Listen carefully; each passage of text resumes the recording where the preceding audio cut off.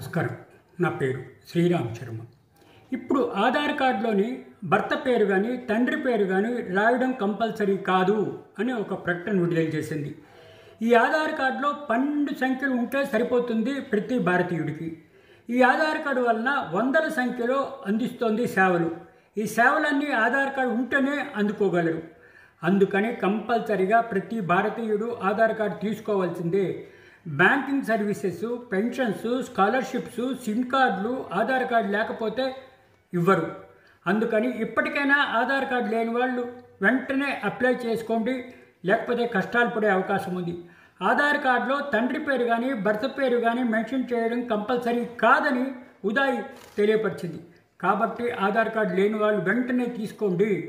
తండ్రి పేరు కానీ భర్త పేరు కానీ మెన్షన్ చేసే అవసరం లేదు.